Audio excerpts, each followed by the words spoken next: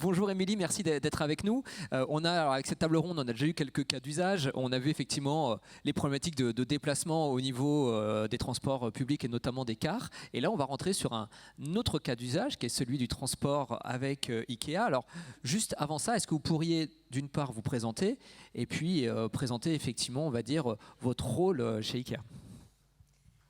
Bonjour, déjà merci de me recevoir et de me laisser la parole lors de ce Transition Forum. Donc je suis directrice du projet fluvial pour Ikea. Ikea, c'est une entreprise d'ameublement et d'aménagement de la maison qui représente 15% de part de marché en France. C'est une entreprise suédoise qui s'est construite sur une idée très forte d'offrir des produits abordables au plus grand nombre. C'est une entreprise suédoise donc, qui a fêté ses 80 ans en 2023.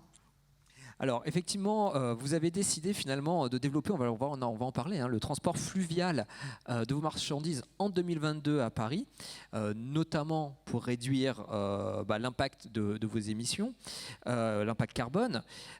Et c'est notamment lié, je crois, au développement du e-commerce. Est-ce que vous pouvez nous en dire un peu plus ?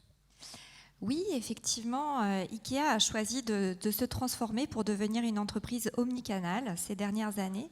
Et ça s'est accompagné avec une augmentation très forte de notre chiffre d'affaires en ligne. À titre d'exemple, nous étions autour de 9% du chiffre d'affaires qui était réalisé en ligne dans les années pré-Covid.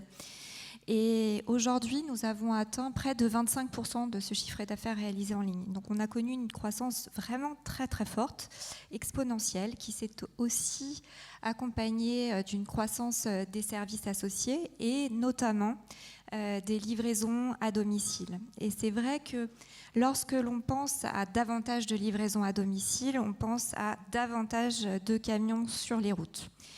Et tout cela, ça nous a invités à revoir notre modèle de mobilité et à rechercher des solutions innovantes qui nous permettent à la fois de soutenir notre activité tout en limitant notre impact sur l'environnement.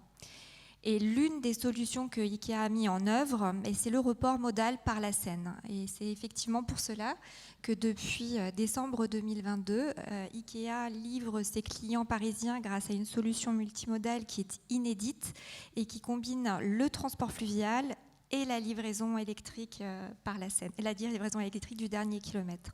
C'est une innovation en France. On est le premier gros distributeur à livrer nos clients par la Seine. Et c'est aussi une innovation pour Ikea à l'international.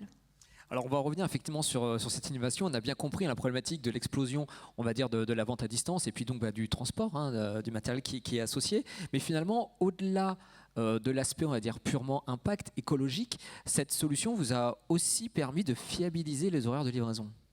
Oui, absolument. Alors vous le disiez, c'est effectivement un enjeu environnemental parce qu'on a limité notre empreinte sur l'environnement. Grâce à la Seine, on peut vraiment livrer nos clients en zéro émission grâce aux véhicules électriques du dernier kilomètre. Et cela nous permet également de limiter nos trajets routiers. On va éviter ainsi 300 000 km par an en entrée de Paris depuis notre entrepôt de Gennevilliers. Et donc, moins de camions sur les routes, c'est aussi moins d'embouteillages. Et moins d'embouteillages, c'est moins de pollution. Et effectivement, nous sommes un retailer. Et comme tous les retailers, notre ambition, c'est la satisfaction de notre client. Grâce à la Seine, nous allons pouvoir fiabiliser nos créneaux de livraison. Nous savons qu'au petit matin, l'ensemble des commandes des Parisiens sont au centre de Paris et prêtes à être livrées à leur destinataire. Donc, grâce à la Seine, effectivement, on va s'affranchir de l'aléa qui est lié à la congestion en entrée de Paris. Donc, c'est vraiment doublement gagnant. Parce qu'effectivement, ce que vous expliquez, ça c'est quand même le point qui est important. On parle beaucoup de transition, on parle beaucoup d'écologie aujourd'hui, ce matin, cet après-midi, demain également. Mais finalement, l'une des complexités quand on a un retailer, c'est qu'il y a peut-être la volonté des consommateurs à ce que les choses changent sans forcément dégrader leur expérience client et dégrader le fait que le produit, ils le veulent à un certain horaire ou certaines choses. Et ça, c'est pas forcément évident toujours de faire la part des choses. Et c'est vrai que du coup, de pouvoir assurer des créneaux de livraison grâce au fluvial, parce que vous êtes plus dépendant finalement des accès à Paris, c'est aussi un service qui est important pour le client final. Absolument, il y a cette ambiguïté aussi des clients qui veulent davantage de services, être livrés très vite, mais aussi cette conscience un petit peu citoyenne avec un enjeu sur l'environnement. Et le fluvial nous permet de concilier effectivement ces deux enjeux. Alors, pour être dans le concret, aujourd'hui, vous livrez en moyenne 300 clients par jour. Et ça, c'est 7 jours sur 7, donc c'est quand même un sacré volume. Je présume que derrière ça, pour que ça fonctionne, la logistique, elle doit être assez complexe. Alors c'est un flux quotidien, effectivement, qui s'opère depuis notre entrepôt de Gennevilliers. Gennevilliers, c'est à peu près à 15 km de Paris, jusqu'au centre de Paris, sur le quai de Bercy. Donc les commandes sont préparées dans l'entrepôt. Elles sont chargées dans des caisses mobiles. Les caisses mobiles, ce sont des petits containers de 18 mètres cubes qui ont été conçus pour cette logistique multimodale et urbaine. Et ensuite, ce sont ces containers qui vont voyager alors déjà jusqu'au port de Gennevilliers où elles vont être positionnées sur le bateau. Le bateau va naviguer de nuit jusqu'au quai de Bercy. Et au petit matin, les caisses mobiles sont déchargées pour être positionnées sur le véhicule électrique du dernier kilomètre et être livrées à leur destinataire. Donc c'est un flux qui est effectivement plus complexe que ce qu'on pouvait connaître initialement. On avait un flux qui était relativement souple, flexible, en départ direct camion depuis Gennevilliers jusqu'au destinataire. Et on est venu ajouter des opérations sur ce flux, des maillons sur la chaîne. Et donc tout l'enjeu, ça a été de rendre ce flux aussi fluide qu'il l'était initialement. Et pour cela, il a fallu repenser toutes les opérations de manière millimétrée pour que les commandes puissent être livrées dans les 48 heures depuis le passage de la commande du client. Alors, pour mettre en place cette innovation, naturellement, c'est vous qui prenez la parole, puis c'est une innovation que vous avez mis en place au syndicat, mais finalement, on le comprend bien dans vos propos, vous n'êtes pas seul pour que ça fonctionne. Il faut mettre autour de la table finalement plusieurs parties prenantes, la livraison du dernier kilomètre, le choix de l'entrepôt, peut-être l'agglomération, vous allez décider, ou la commune d'implanter l'entrepôt. Comment ça s'est passé ça concrètement ? Alors, IKEA a fait le choix effectivement de s'entourer d'experts, dont c'est le métier. Donc, nous sommes partis avec Box to Home sur la partie manutention à quai, avec Sogestran, le transporteur fluvial, et Trusk pour la livraison électrique du dernier kilomètre. Donc c'est vrai que nous nous sommes associés de beaucoup d'opérateurs et l'enjeu aujourd'hui, c'est qu'ils puissent collaborer, travailler ensemble et communiquer. Il ne faut pas que lorsqu'il y a un maillon de la chaîne qui pourrait être défaillant, cela ait un impact sur l'entièreté du flux. Donc la communication est essentielle. Et c'est vrai qu'on parle des opérateurs qui travaillent avec nous, mais il faut aussi penser à la collectivité. On a été beaucoup soutenus, notamment par Aropa, donc les ports de Paris, mais aussi Voies navigables de France avec la région qui nous a permis d'effectuer de nombreux tests pour sélectionner le mode de livraison fluviale qui était le plus approprié à IKEA. Et au niveau du foncier, du choix finalement de la localisation de cet entrepôt fluvial, ça a dû être un casse-tête également ? Alors c'est aussi un enjeu, en effet, vous avez raison. IKEA a fait le choix aussi de construire sa chaîne logistique en anticipant le report modal, en fonction du report modal. On a voulu trouver un entrepôt émetteur qui soit à proximité immédiate d'un port d'expédition. C'est pour ça qu'en 2019, nous avons ouvert notre entrepôt à Gennevilliers et c'est pour ça que nous projetons d'ouvrir en 2026 un nouvel entrepôt à Limay. Donc il y a 7 entrepôts émetteurs et puis il faut aussi un quai de réception qui soit situé dans Paris. Alors il y a cet aspect qui est fluvial et puis il y a l'aspect aussi du dernier kilomètre parce qu'il faut aussi trouver des terrains pour recharger et pour stationner nos véhicules à proximité de Bercy. Donc la maîtrise du foncier, ça permet vraiment de rendre cette chaîne logistique optimale. Alors on l'a compris, cette innovation de transport, vous l'avez mis en place il y a un peu plus d'1 an maintenant. Avec ce recul, quel bilan vous en tirez ? Eh bien, le premier bilan, c'est que ça fonctionne. Ça fonctionne même très bien puisque nous livrons plus de 300 clients par jour en moyenne et c'est près de 60 000 clients qui ont été livrés depuis le démarrage de l'activité. Donc c'est un succès pour IKEA Et c'est aussi, je pense, un succès pour l'ensemble des acteurs du fleuve. C'est quoi finalement les prochaines étapes? Vous comptez accélérer ce nouveau mode de transport? Alors effectivement, les prochaines étapes, c'est d'accroître le volume. Nous livrons presque de 300 clients, c'est ce qu'on disait, par jour. L'ambition, c'est d'atteindre plus de 400 clients qui seraient livrés depuis notre entrepôt de Gennevilliers. Et puis, on en parlait également, on a un entrepôt à Limay qui ouvrira en 2026. Et l'objectif, c'est de reconcevoir cet écosystème de flux qu'on a pu créer au départ de Gennevilliers, de le repenser au démarrage de Limay. Écoutez, merci Émilie. Je vous propose, si vous voulez bien, qu'on regarde un petit film qui va résumer finalement tout ce qu'on vient de se dire. C'est un petit film qui dure à peu près 1 minute.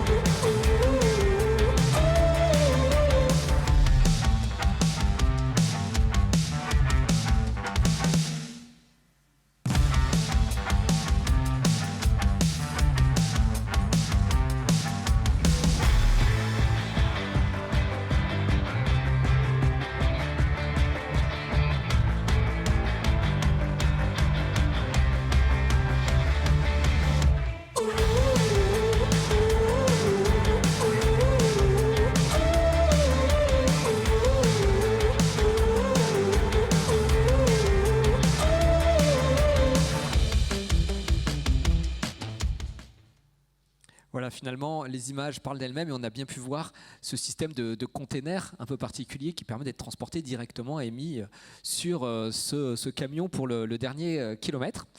Ce que je vous propose, il nous reste un tout petit peu de temps, c'est de voir s'il y a des questions dans la salle. On a le temps pour prendre 1 ou 2 questions maximum. Donc, est-ce qu'il y a quelqu'un qui voudrait poser une question à Émilie sur ce système de transport fluvial? Madame, au fond de la salle.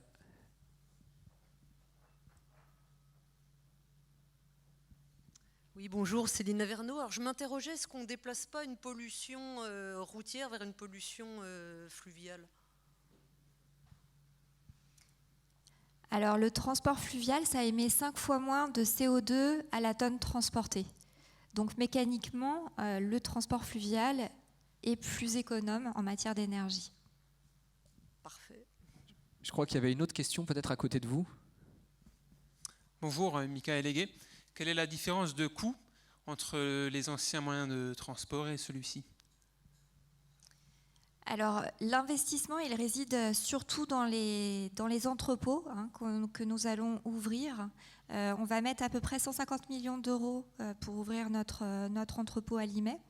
Lorsque nous aurons atteint nos objectifs de volume, c'est-à-dire à peu près 400 clients livrés par jour par la Seine, ce sera des coûts qui seront à peu près équivalents. Je crois qu'il y avait une autre question juste devant. On m'a donné le micro. Ah bah allez-y, pardon. Ça fait un peu la suite à la précédente question sur les émissions carbone. Est-ce que c'était des livraisons qui ne se faisaient pas par ailleurs et que vous avez un peu créé une nouvelle forme? En fait, c'est les gens qui ne viennent plus dans vos entrepôts ou dans vos magasins. Ou bien est-ce que ça vient vraiment remplacer des livraisons routières qui existaient auparavant? Oui, c'est vraiment un remplacement, c'est-à-dire qu'on a changé notre mode de livraison. On avait des livraisons qui étaient 100% routières au départ de notre entrepôt de Gennevilliers. Et avec cette solution, ce sont maintenant des livraisons qui s'effectuent par la Seine. Et je complète aussi mon propos à propos de la décarbonation avec l'entrepôt de Limay qui ouvrira en 2026. L'objectif, c'est aussi de trouver des moyens de décarboner l'entièreté de la chaîne, c'est-à-dire de trouver aussi des bateaux qui fonctionnent de manière complètement décarbonée. Alors l'hydrogène vert, l'électricité, on ne sait pas très bien encore, mais l'objectif c'est qu'on soit 100% décarboné sur l'entièreté de la chaîne. Une dernière question, s'il y en a une, je crois qu'il y en avait une de monsieur. Oui, j'ai recroisé il y a à peu près un mois dans un autre salon les protocoles, les modèles de gens qui avaient reconsidéré la voile comme outil de transport maritime. Vous savez si ce serait utilisable sur une barge ou s'il y a des limitations qui rendraient ça impossible pour décarboner le transport fluvial? Alors j'ai posé la question à François Gabard, qui s'est lancé dans ces projets-là pour le transport maritime. Et pour l'instant, ce n'est pas opérant sur le fleuve. Ça concerne uniquement la mer. Merci beaucoup, Émilie, pour votre intervention et pour votre innovation.